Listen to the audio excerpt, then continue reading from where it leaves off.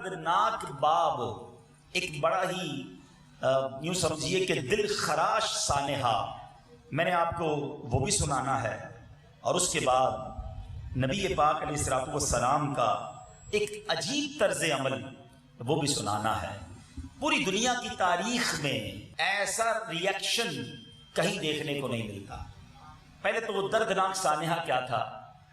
احد کا میدان ہے، اور نبی پاک علیہ الصلوۃ والسلام کے یاد رہے 2 چچا، پیارے آقا علیہ الصلوۃ والسلام کے 11 اور ایک روایت کے مطابق 12 چچا تھے۔ ان 12 میں سے 2 ایمان والے تھے، حضرت عباس رضی اللہ تعالیٰ عنہ اور حضرت حمزہ رضی اللہ تعالیٰ عنہ، شیر خدا اسد اللہ اور امیر حمزہ، سبحان اللہ۔ آپ سے نبی پاک علیہ الصلوۃ والسلام کو بڑی محبت، اور حضرت حمزہ کو بھی پیارے آقا سے والہانہ محبت تھی۔ اور حضرت حمزہ رضی اللہ تعالیٰ جب ایمان لائے نا، اس کے بعد جو اسلام کو طاقت، قوت اور حوصلہ ملا، سبحان اللہ، ایک حضرت حمزہ کا ایمان لانا اور اس کے تھوڑے ہی دنوں کے بعد حضرت عمر فاروق کا ایمان لانا، کیا بات ہے! پھر جو اسلام کو عروج ملا ہے، سبحان اللہ۔ مسلمان پہلے دار ارقم میں، یہ آج بھی صفا اور مروہ کی پہاڑی کے درمیان اب ایک نشانی سی رہ گئی ہے، یہیں ایک مکان ہوا کرتا تھا جہاں مسلمان چھپ چھپ کر عبادت کرتے تھے۔ تو اب دار ارقم میں جب حضرت عمر فاروق ایمان لے آیا تو پیارے آقا سے عرض کرتے ہیں کہ حضور کیا ہم حق پر نہیں ہیں؟ ہم چھپ کر کیوں نماز پڑھتے ہیں؟ اب علل اعلان نماز ہوگی۔ پہلی بار مسلمان اس گھر سے نکلے، اور روایتوں کے الفاظ میں 2 صفوں میں نکلتے ہیں۔ ایک صف کی قیادت حضرت عمر کر رہے ہیں، ایک صف کی قیادت حضرت حمزہ کر رہے ہیں، اور اس دبدبے اور روب کے ساتھ مسلمان کعبے پر آئے، علل اعلان نماز پڑھی گئی۔ وہ دن ہے اور آج کا دن ہے، اسلام کو عروج ہی ملتا چلا گیا۔ یہ وہ ہستیاں ہیں، یہ وہ پرسنالٹیز ہیں کہ جن کے آنے سے اسلام کی عزت میں اضافہ ہوا۔ تو سبحان اللہ، اتنا حضرت حمزہ نبی پاک علیہ الصلوۃ والسلام سے محبت کرتے، اور پیارے آقا علیہ الصلوۃ والسلام کے لیے بڑی ڈھارس بھی تھے۔ مگر احد کے میدان میں کیا ہوا کہ ایک شخصیت ہے، اور ان کا نام، ان کو کہا جاتا ہے وحشی۔ اب وحشی کو ایک ٹارگٹ دیا گیا تھا کہ آپ نے کسی بھی طرح حضرت حمزہ رضی اللہ تعالی عنہ کو قتل کرنا ہے۔ اب یہ ایک حبشی غلام تھا، اور اس کا آقا جبیر بن مطعم اس سے وعدہ کر چکا تھا کہ اگر تم نے حمزہ رضی اللہ تعالی عنہ کو قتل کر دیا تو میں تجھے آزاد کر دوں گا۔ وحشی ایک چٹان کے پیچھے چھپا ہوا تھا، اور حضرت حمزہ رضی اللہ تعالی عنہ کی طاق میں بیٹھا تھا۔ جو ہی آپ اس کے قریب پہنچے، اس نے دور سے نیزہ پھینک کر مارا، جو آپ کی ناف میں لگا اور پشت کے پار ہو گیا۔ اس حال میں بھی حضرت حمزہ رضی اللہ تعالیٰ عنہ تلوار لے کر اس کی طرف بڑھے، مگر زخم کی تاب نہ لا کر گر پڑے اور شہادت سے سرفراز ہو گئے۔ نبی پاک بہت غمزدہ تھے، خوب پیارے آقا کے آنسو بہے، اور نبی پاک ہر ہفتے ایک روایت کے مطابق حضرت حمزہ رضی اللہ تعالیٰ عنہ اور شہداء احد کی جو مزارات ہیں وہاں تشریف لے جاتے، ان کے لیے دعائے رحمت فرماتے۔ اب ذرا غور کیجئے گا، میں اس لیے ساری باتیں بتا رہا ہوں کہ یہ ایک سانحہ ضرور ہے، ایک دل خراش واقعہ ضرور ہے، مگر اب نبی پاک علیہ الصلوۃ والسلام کا اس وحشی کے ساتھ کیا معاملہ ہوا؟ آپ کی اور میرے ساتھ کوئی ایک غلطی کر دے، ہیں کبھی ایک بار گالی دے دے، کوئی ایک بار دل دکھا دے، کوئی ایک بار ہم کو ستائے، اب اس کے بعد ہم کیا کرتے ہیں؟ میں تو نہیں چھوڑوں گا، اب میں بتاؤں گا میں کون ہوں، اب میں بدلہ لے کر دکھاؤں گا، میرے پیسے لیٹ کیے نا، میرے کاروبار میں مجھے نقصان پہنچایا، اب میری باری آنے دو۔ لوگ دل میں رکھ کے بیٹھتے ہیں کہ کبھی تو آئے گا میرے ہاتھ میں، پھر میں بتاؤں گا، اب میری باری ہوگی، اب میں بدلہ لوں گا۔ یہ ہے ہمارا ایٹیٹیوڈ۔ دکھ کا عالم سوچو کیا ہوگا، تکلیف کس کو کہتے ہیں کہ چچا کو قتل بھی کیا، اور اب جب نبی پاک علیہ الصلوۃ والسلام لوگوں کو اسلام کی دعوت دے رہے ہیں تو پیارے آقا علیہ الصلوۃ والسلام نے کیا کیا؟ وحشی کی طرف ایک قاصد بھیجا، ایک صحابی رسول کو بھیجا، اور کہا کہ جاؤ وحشی کو بھی اسلام کی دعوت دو۔ اسلام کی دعوت دینے کے لیے وحشی کے پاس باقاعدہ ایک قاصد بھیجا گیا، اور سامنے سے وحشی کا جواب سنو۔ آپ کو اندازہ ہوگا کہ نبی پاک نے دین پھیلایا کیسے ہے، پیارے آقا کے اندر نرمی اور درگزر کتنا تھا۔ وحشی کہتا ہے اے محمد صلی اللہ علیہ وسلم، آپ مجھے اسلام کی دعوت کیسے دے سکتے ہیں؟ حالانکہ آپ تو فرماتے ہیں کہ جس نے کسی جان کو قتل کیا یا شریک ٹھہرایا، اللہ کا شریک ٹھہرایا، یا زنا کیا، قیامت کے دن اسے دگنا عذاب دیا جائے گا اور وہ ہمیشہ اسی میں رہے گا۔ میں نے تو یہ سارے کام کیے ہیں، میں نے قتل بھی کیا ہے، اللہ کا شریک بھی ٹھہرایا ہے، برے کام بھی کیے۔ اللہ کے حبیب علیہ الصلوۃ والسلام سے کہا کہ کیا اب میرے لیے کوئی رخصت ہے؟ آپ ہی کا تو کہنا ہے کہ مارا جائے گا وہ بندہ جس نے یہ سارے کام کیے۔ تو اللہ تبارک و تعالیٰ کی رحمت دیکھو، اللہ نے یہ آیت نازل فرمائی۔ قرآن کی آیت کیا ہے؟ اِلَّا مَن تَابَ وَآمَنَ وَعَمِلَ عَمَلًا صَالِحًا، مگر جو توبہ کرے اور ایمان لائے اور اچھا کام کرے، اگر ایسا کرے گا تو وہ بخشا جائے گا۔ تو واشی اب کیا کہتے ہیں؟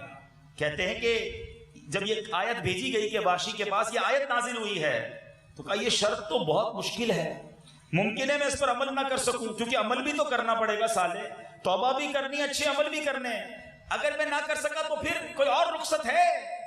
تو اللہ عز و جل نے یہ آیت مبارکہ نازل فرمائی، ان اللہ لا یغفر ان یشرک بہ ویغفر ما دون ذلک لمن یشاء۔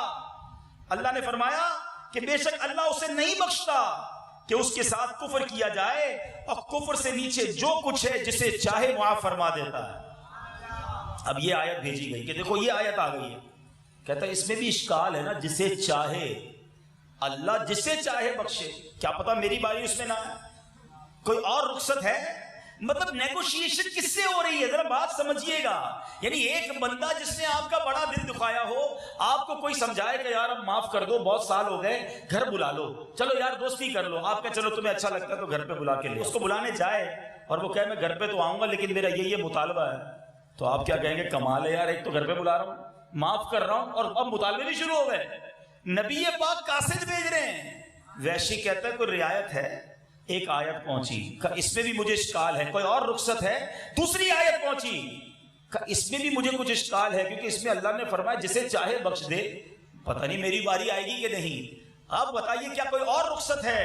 اللہ اکبر۔ تو اب اللہ تبارک و تعالیٰ نے ایک اور آیت نازل فرمائی، اور وہ آیت کیا ہے؟ سنو، ایمان تازہ ہو جائے گا۔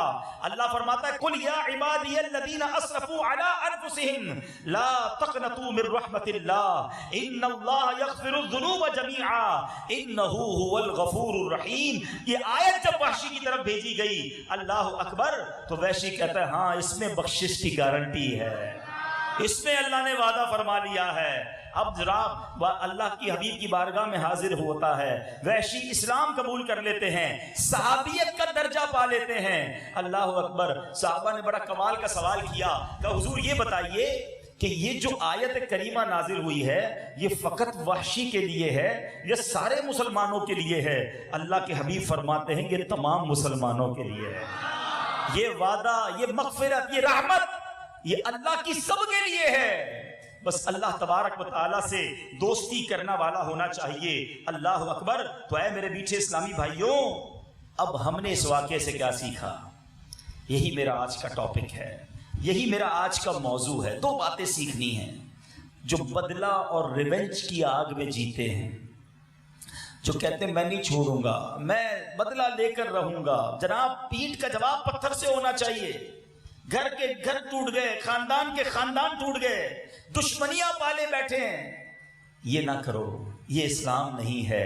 مجھے بتاؤ نا، کوئی ہے دنیا میں ایسا جس نے وحشی نے جس طرح نبی پاک کا دل دکھایا، ایسا کسی نے میرا اور آپ کا دل دکھایا ہو؟ ارے شہید نے چچا کو شہید بھی کیا، اور پھر بعد میں ان لوگوں نے نبی پاک کے اس مبارک چچا کے جسم کے ٹکڑے کر دیے۔ آقا نے ان کو بھی معاف کیا، اپنے سینے لگایا، بلکہ اب علماء فرماتے ہیں کہ اب حضرت وحشی کو حضرت وحشی کہا جائے گا، ان کے بارے میں کوئی برا لفظ استعمال نہیں کیا جائے گا، کیونکہ اللہ کے حبیب نے انہیں معاف فرما دیا، گویا رب نے بھی معاف فرمایا اور انہیں صحابی کا درجہ بھی عطا فرما دیا۔ اور صحابی جو ہوتا ہے، اللہ یہ بھی یاد رہے کہ کوئی ولی، کوئی غوث، کوئی قطب، کوئی ابدال، کتنا ہی بڑا ولی کیوں نہ ہو، وہ کسی صحابی کے مرتبے کو نہیں پہنچ سکتا ہے۔ تو حضرت وحشی رضی اللہ تعالی عنہ یہ صحابی رسول ہیں، مگر مجھے اور آپ کو پیارے آقا نے کیا سکھایا کہ سب کو منانا ہے، سب کو سینے لگانا ہے، سب کو معاف کرنا ہے، مگر ہم نہیں کرتے معاف۔ تو پہلا سبق تو آج یہ لے لیجئے، کہ اگر زندگی میں ایسے لوگ ہیں جن کو معاف نہیں کیا، جن سے لڑائی جاری ہے، جن سے دشمنی رکھی ہوئی ہے، مسجد میں ساتھ نماز پڑھتے ہیں ہاتھ نہیں ملاتے کہ نہیں ان سے نہیں ملاؤں گا، کمال ہے۔ ایسے بھی مسجد میں لوگ ہوتے ہیں جو روز نماز پڑھنے آتے ہیں مگر ایک دوسرے سے ہاتھ نہیں ملاتے، نظریں نہیں ملاتے، نہیں میری اس سے نہیں بنتی ہے، وہ بندہ ٹھیک نہیں ہے۔ یار انسان ہو گئی غلطی، معاف کریں، دل بڑا کریں، درگزر کریں۔ ایک حدیث پاک سنا کر پھر دوسرے ٹاپک کی طرف آتا ہوں جو مین میرا آج ٹاپک ہے، اور وہ یہ ہے حدیث پاک جس کا مضمون ہے کہ جو معاف نہیں کرتا اسے معاف نہیں کیا جائے گا، جو رحم نہیں کرتا اس پر رحم نہیں کیا جائے گا۔ وہ لوگ جو اپنی بیوی کو معاف نہیں کرتے، اپنے بچوں کو معاف نہیں کرتے، اپنے ملازمین کو معاف نہیں کرتے، اپنے رشتہ داروں کو، مسلمانوں کو معاف نہیں کرتے، وہ سوچ لیں کہ آج تو آپ کی مرضی ہے، آپ جو چاہے کر لیں۔ چھوٹا غریب رکشے والا اس کو گالی دے کے لا جاتے ہیں، کبھی کسی کے پیسے رکھ لیتے ہیں، کبھی کسی سے ناراض، کبھی کسی کو برا بھلا، ٹھیلے والے سے لڑائی کر لی، غریب آدمی کیا کر لے گا؟ مگر آپ جو چاہیں کر لیں، ایک دن آئے گا جب ہمیں بھی پوچھا جائے گا، اور اگر ادھر مجھے اور آپ کو معاف نہ کیا گیا ہم کدھر جائیں گے؟ تو خدا را درگزر کریں، معاف کریں۔ اور جو دوسری بات اس واقعے سے سیکھنے کو ملی کہ میرا رب کتنا کریم ہے، میرا رب کتنا رحیم ہے، وہ معاف کرنا چاہتا ہے، وہ درگزر کرنا چاہتا ہے، اس کی رحمت چاہتی ہے کہ میرا بندہ بخشا جائے، جنت میں چلا جائے۔ علماء کہتے ہیں نا رحمت حق بہا نمی جویت، اللہ کی رحمت قیمت طلب نہیں کرتی، رحمت حق بہا نمی جویت، ارے اللہ کی رحمت تو بہانے تلاش کرتی ہے کہ میرا بندہ کوئی ایسا کام کر لے کہ میں اس کی مغفرت فرما دوں۔ مگر یہ بندہ ہے جو اللہ سے دوستی نہیں کرتا، جو اللہ کی طرف رجوع نہیں لاتا، جو ساری دنیا پر سب پر بھروسہ کرتا ہے مگر رب پر بھروسہ نہیں کرتا، جو سب کے پاس جاتا ہے وہ رب کے پاس نہیں جاتا۔ اتنا دور ہو گئے ہم اپنے رب سے۔ ایسا رحمان، ایسا رحیم جو معاف کرنا چاہتا ہے، ساری زندگی کوئی گناہ کرے، ساری زندگی اللہ کی نافرمانی کرے، وہ کریم ایک سچی توبہ پر پچھلے سارے گناہ معاف فرما دیتا۔ اللہ کے حبیب علیہ الصلوۃ والسلام کی حدیث سنو، میرے آقا فرماتے ہیں التائب من الذنب کمن لا ذنب له، آقا فرماتے گناہوں سے توبہ کرنے والا ایسا ہے جیسا اس نے گناہ کیا ہی نہیں ہے۔ ختم، ڈیلیٹڈ۔ ایسی رحمت ہے اللہ کی، ایسا قانون دنیا میں کہیں اور نہیں ہے۔ میں آپ کو ایک واقعہ سناؤں۔ ساؤتھ افریقہ میں ایک شخصیت کے بارے میں مجھے بتایا گیا، یہاں بھی دنیا میں آپ نے دیکھا ہوگا کہ کبھی کسی بیرون ملک جانا پڑے یا کسی بڑی کمپنی میں آپ کو کوئی جاب وغیرہ کرنے کے لیے اپلائی کرنا پڑے تو آپ کو ایک کریکٹر سرٹیفکیٹ لینا پڑتا ہے، کلیئرنس کریکٹر سرٹیفکیٹ ہوتا ہے کہ تھانے وغیرہ سے لکھوا کے لائیے کہ آپ کا کوئی کرمنل ریکارڈ نہیں ہے۔ یہاں کم ہے، باہر بہت زیادہ ہے، باہر ہر چیز کے لیے آپ کو چاہیے ہوتا ہے۔ تو مجھے بتایا کہ وہاں پر ایک پاکستانی بہت بڑی پرسنالٹی، بہت بڑے کاروباری ہیں، ان کو کریکٹر سرٹیفکیٹ نہیں ملتا ہے۔ اس کی وجہ یہ ہے کہ ایک بار وہ کسی سپر اسٹور میں گئے کولڈ ڈرنک خریدنے، کولڈ ڈرنک وغیرہ خریدی، ابھی کولڈ ڈرنک ہاتھ میں تھی، اچانک ان کو فون آیا کہ آپ کی والدہ ایمرجنسی وارڈ میں ہے، ایمرجنسی ہو گئی ہے، جلدی گھر پہنچے۔ اس بیچارے کو سمجھ ہی کچھ نہیں آئی۔ ظاہر ہے بعض اوقات ایسی خبر سن کر انسان ٹینشن میں آ جاتا ہے، حالانکہ وہ بہت پیسے والا آدمی تھا، وہ چور نہیں تھا کہ کولڈ ڈرنک چوری کر کے جائے۔ وہ جلدی سے بھاگا اسٹور سے باہر، تو وہاں اسٹور میں اسکینر لگے ہوئے ہوتے ہیں، اگر آپ نے کسی چیز کی پیمنٹ نہیں کی ہے تو بلنک کرنا، الارم بجنا شروع ہو جائے گا۔ وہ جیسے ہی باہر نکلا الارم بجا، اس کو پکڑ لیا کہ تو آپ نے کوئی چیز لی ہے، پیسے نہیں دیے۔ اس نے چیک کیا، کہا یار میرے پاس کولڈ ڈرنک ہے لیکن میں جلدی میں تھا، میری والدہ کی خبر آگے کا نہیں، اب آپ کو پینلٹی لگے گی۔ اس کا ٹھیک ہے، جو پینلٹی لینی ہے لے لو۔ انہوں نے اس کو حساب بنایا، مثال کے طور پہ 100 روپے کی کولڈ ڈرنک تھی، 1000 2000 پینلٹی لی، اس نے پینلٹی دی، بھاگا چلا گیا ہاسپٹل۔ لیکن وہ جو غلطی ہوئی نا، وہ اس کے کریکٹر پر، اس کی زندگی کے سارے نامہ اعمال پر ایک اسپاٹ لگ گیا۔ اب جب بھی وہ کریکٹر سرٹیفکیٹ لینے جاتا ہے، یہ لکھا ہوا آ جاتا ہے فلاں اسٹور میں اس نے چوری کی تھی۔ یہ ہے دنیا، समझना मेरी बात जो मैं समझाना चाह रहा हूं। ये है दुनिया का कानून कि एक कन्विक्शन हो जाए, एक गलती हो जाए, दुनिया के किसी कानून में आपके खिलाफ कोई फैसला अदालत कर दे, आपकी जिंदगी पर वो धब्बा लग जाता है। आप चाहे इसके बाद बहुत सारे अच्छे काम कर लें, वो धब्बा मिटता नहीं, वो करैक्टर के साथ लगा रहता है। मगर सुनो मेरे रब की रहमत कितनी बड़ी है। अल्लाह फरमाता है और कुरान में फरमाता है, इल्ला मन ताबा व आमना व अमिला अमलन सालिहन फउलाइका युबद्दिलुल्लाहु सय्यिआतिहिम हसनात व काना अल्लाहु गफूरर रहीमा। अरे अल्लाह सिर्फ गुनाह माफ नहीं करता, अल्लाह कुरान में वादा फरमाता है कि जो तौबा करे, ईमान लाए और अच्छा काम करे तो ऐसों की बुराइयों को अल्लाह भलाइयों से बदल देगा। सिर्फ गुनाह माफ नहीं करेगा, अल्लाह नेकियों में बदल देगा गुनाहों को। और अल्लाह बख्शने वाला मेहरबान है। वकान अल्लाहु गफूरर रहीमा, अल्लाह बख्शने वाला मेहरबान है। दुनिया का कोई बादशाह, दुनिया का कोई कानून लाकर दिखा दो, आप जुर्म कर लो, बड़ी मुश्किल से लोग माफ कर देते हैं। मगर मेरे रब के खजाने कैसे हैं, वो माफ भी फरमाता है, गुनाहों को नेकियों से बदल भी देता। इधर तो लिखा है ना चोपड़े में, रजिस्टर में, कंप्यूटर में कि फलां साल ये जुर्म किया था। लोगों के जब किसी के पीछे कोई इंक्वायरी निकलती है तो 20 साल पुराना खाता निकल आता है कि 20 साल पहले ये काम किया था, 20 साल पहले ये गलती की थी। सुभान अल्लाह, अहदीस के अल्फाज हैं, जब बंदा सच्ची तौबा करता है और अल्लाह वो तौबा कबूल फरमा लेता है तो अल्लाह जमीन पर, जिस जमीन पर उसने गुनाह किए होते हैं, अल्लाह वो गुनाह भी जमीन को भुला देता है। ये आज़ा जो गुनाह के गवाह हैं, अल्लाह इन आज़ा को भी भुला देता है। यानी दुनिया में उसके गुनाह पर कोई गवाह बाकी नहीं रहता। अल्लाह अपने बंदों को जब माफी अता फरमाता है तो ऐसी अता फरमाता है। मगर हम अल्लाह से माफी नहीं मांगते, हम बदलते नहीं हैं, हम उससे दोस्ती नहीं करते। देखिए दो तरीके हैं। कुछ लोग अल्लाह की बारगाह में जो नेकी करते हैं ना, नमाज पढ़ते हैं या गुनाह से बचते हैं, हराम से बचते हैं, वो बाज लोग इसलिए बचते हैं कि यार हराम काम करेंगे तो जहन्नम की आग मिलेगी, मार पड़ेगी, सजा मिलेगी, नमाज नहीं पढ़ेंगे तो जहन्नम में डाल दिया जाएगा। ठीक है, ये भी एक अमल का तरीका है, लेकिन इससे अच्छा अरफा और आला तरीका पता क्या है कि बंदा सजा के खौफ से इबादत ना करे बल्कि अल्लाह की मोहब्बत में इबादत करे कि मैं उस करीम का बंदा हूं, उसको सजदा ना करूं तो किसको सजदा करूं। मेरे रब की रिजा इसमें है कि मैं हराम ना करूं, मेरे रब की चाहत ये है कि मैं हराम की तरफ ना जाऊं। इसका मजा और है। दुनिया में भी देख लो ना, आपका बच्चा इसलिए गलत काम ना करे, इसलिए वो उल्टे काम ना करे कि अब्बू मारेंगे, ये भी खौफ है। और अकेले में, क्योंकि जब बंदा इस खौफ से कर रहा होता है ना तो अब्बू सामने होते तो नहीं करता, अब्बू आगे पीछे हो जाए तो सारे काम हो रहे होते हैं। लेकिन अगर अब्बू से प्यार हो जाए ना, वालिद इतनी शफकत और इतनी मोहब्बत दे दे कि बच्चा कहता है नहीं नहीं अब्बू को पसंद नहीं है, अब्बू नाराज हो जाएंगे, मुझे ये काम नहीं करना है, क्योंकि वो अपनी रिस्पेक्ट इतनी रखता है दिल में वालिद की।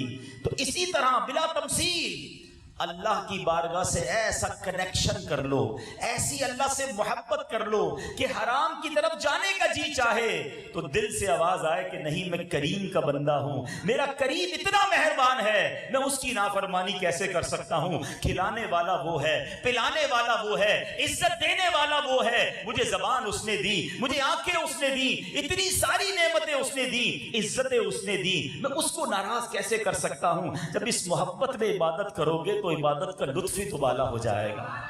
अल्लाह मुझे और आपको अपनी सच्ची मोहब्बत अता फरमाए। खौफे खुदा भी होना चाहिए, मगर काश जब मोहब्बत इलाही हासिल हो जाए, अल्लाह की मारिफत नसीब हो जाए तो फिर डर नहीं रहता, बल्कि फिर अल्लाह की मोहब्बत में बंदा इबादत करता चला जाता है। बुजुर्गों के वाकयात कैसे कैसे, अल्लाह तबारक व तआला कैसा करीम है। हजरत अबू हुरैरा रज़ियल्लाहु अन्हु हदीस के रावी हैं। नबी पाक अलैहिस्सलाम का फरमान है, अगर तुम इतनी खताएं करो, जरा सोचो आप, अल्लाह की रहमत देखो, अगर तुम इतनी खताएं करो कि वो आसमान तक पहुंच जाएं, फिर तौबा करो तो अल्लाह अज़्ज़ व जल तुम्हारी तौबा कबूल फरमाएगा।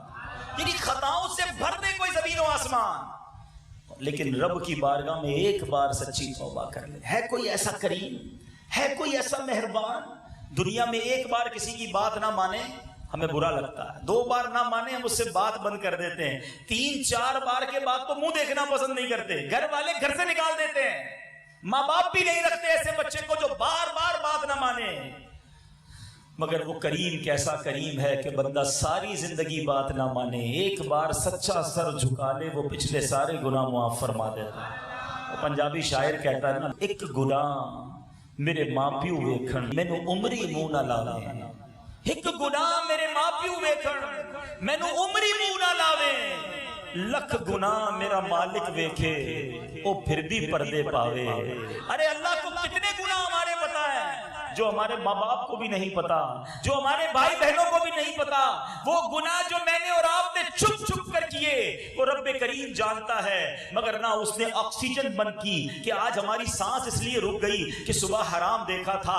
آج ہماری زبان اس لیے کام نہیں کر رہی کیونکہ اسی زبان سے جھوٹ بولا تھا. ارے کبھی ایسا نہیں ہوا کہ آج کچھ نظر نہیں آ رہا کیونکہ میری آنکھوں نے حرام دیکھا تھا.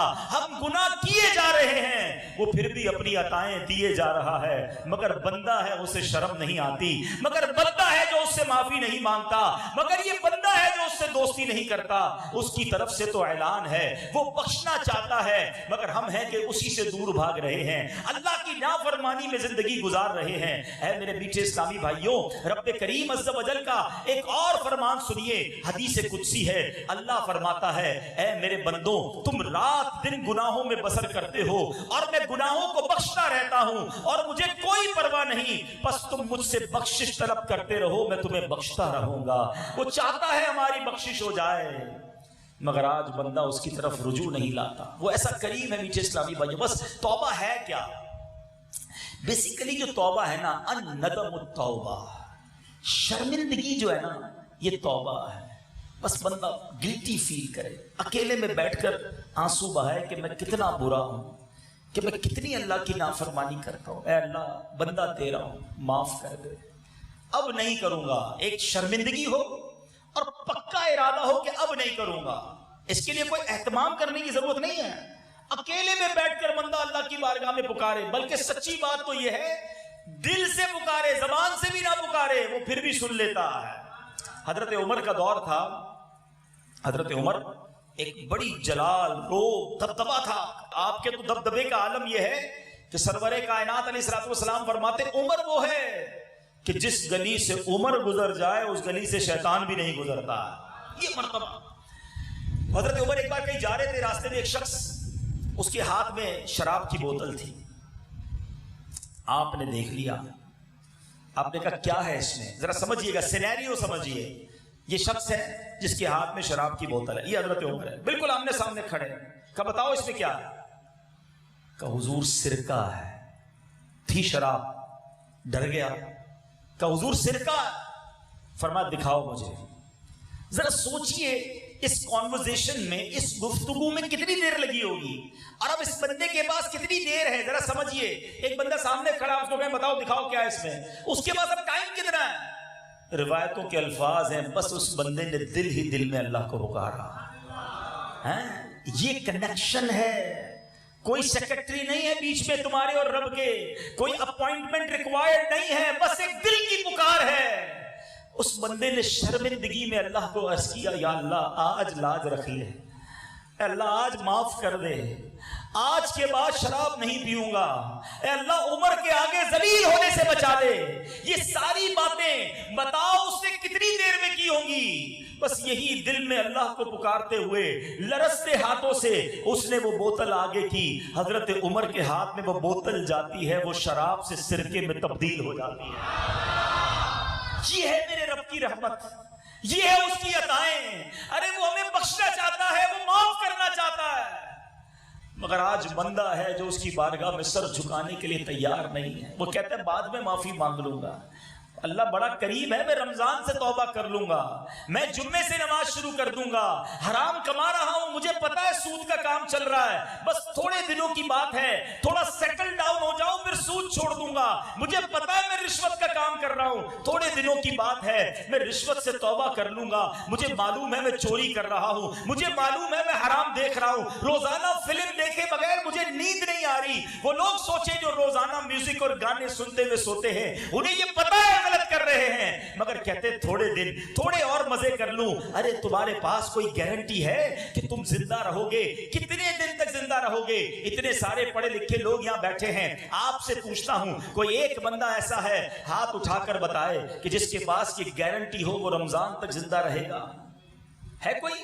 میں رمضان سے نماز شروع کر دوں گا، بس ایک بار مدینے چلا جاؤں، حج کر لوں، پھر داڑھی رکھ لوں گا، بتاؤ نا۔